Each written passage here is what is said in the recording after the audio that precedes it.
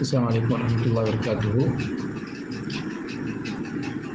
ஈரானை புகழ்ந்து பேசி அரபு நாடுகளை கேவலமாக பேசக்கூடியவர்கள் சரியாக உலக அரசியலை புரிந்து கொள்ளாதவர்களாக இருக்கிறாங்க அப்படிங்கிறத நம்ம புரிஞ்சுக்கணும்.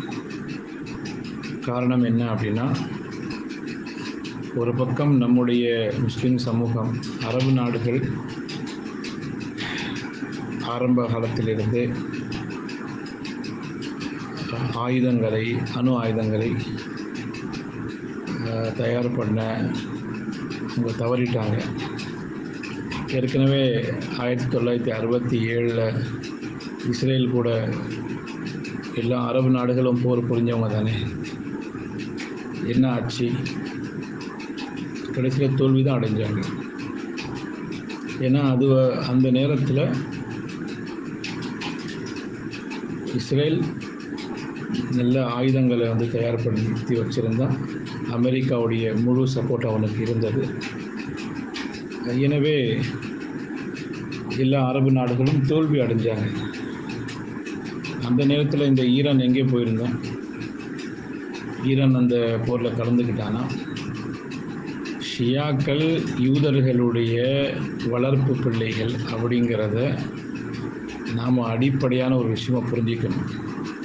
சரி, ஷியாக்கள் மேலோட்டமாக தங்களுடைய சர்வைவலுக்காக எதிர்ப்பு தெரிவிக்கிறாங்க. அவர்கள்ட்ட அணு ஆயுதம் இருக்குது.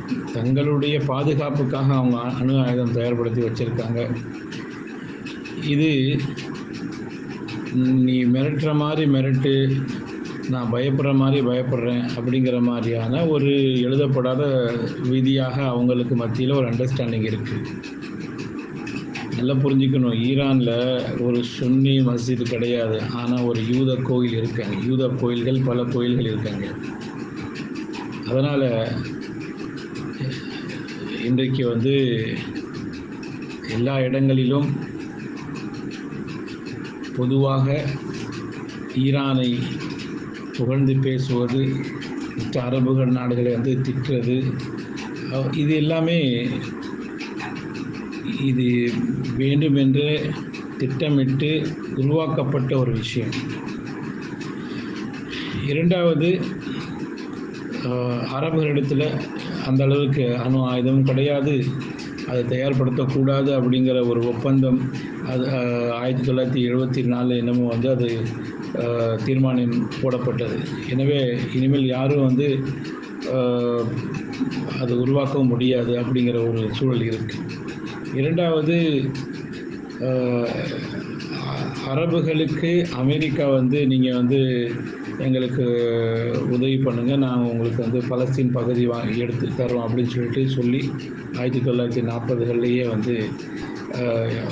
அதாவது உஸ்மானிய ஹிலாஃபத்தை வீழ்த்தி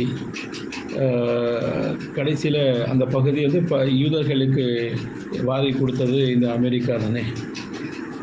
அதனால் இந்த பிரிட்டன் தானே. அதனால் இவங்களெல்லாம் பெரிய அளவுக்கு இவங்களை நம்ம இந்த மாதிரி விமர்சகர்களை நாம் பெரிதுபடுத்த வேண்டிய அவசியம் இல்லை.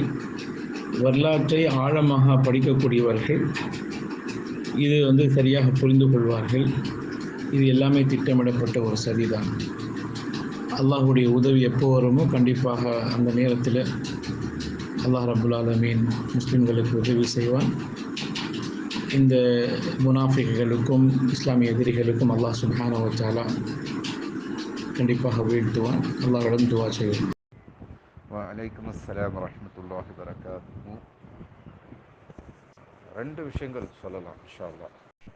ஒன்று, எப்படி இஸ்ரேலுக்கு கிரேட்டர் இஸ்ரேல் அப்படிங்கிற ப்ராஜெக்ட் இருக்கோ, அதே மாதிரி ஈரானுக்கும் கிரேட்டர் ஈரான் அப்படிங்கிற ப்ராஜெக்ட் இருக்குது. அதாவது கிரேட்டர் ஈரான் அப்படின்னு சொல்கிறத விட அது பழைய பெர்ஷியன் எம்பையர் இருந்துச்சு இல்லையா, நபி ஸல்லல்லாஹு அலைஹி வஸல்லம் காலத்தில் இருந்த எம்பையர். சமயத்தில் அதுதான் குளோபல் சூப்பர் பவராக இருந்துச்சு. பிசாண்டியன் எம்பையர் அவங்கக்கிட்ட பல நிலங்களை இழந்தாங்க. அதுக்கு பிறகு ஒரு 10 வருஷத்தில் பிசாண்டியன் எம்பையர் இழந்த பல நிலங்களை திருப்பி எடுத்துச்சு. ஸோ அந்த சமயத்தில் கிறிஸ்டின் எம்பையர் வந்து சூப்பர் பவராக தான் இருந்துச்சு.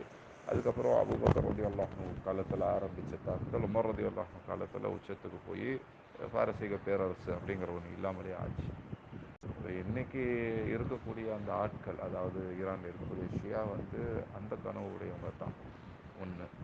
ரெண்டாவது அதே போல் வந்து ஷியா பேரரசு அப்படிங்கிற இலக்கம் உடையவங்க அவங்க. அதாவது பழைய பாரசீக பேரரசு இலக்குகள் அடிப்படையில் அதே மாதிரி ஒரு ஷியா பேரரசு அப்படின்ற உடையவங்க. அந்த ஷியா பேரரசு அப்படிங்கிறது வந்து சுன்னி முஸ்லீம்களை அழித்து தான் வந்து நிலை பெறும் அப்படிங்கிறது அவங்க இலக்காக வச்சுருக்கிறாங்க.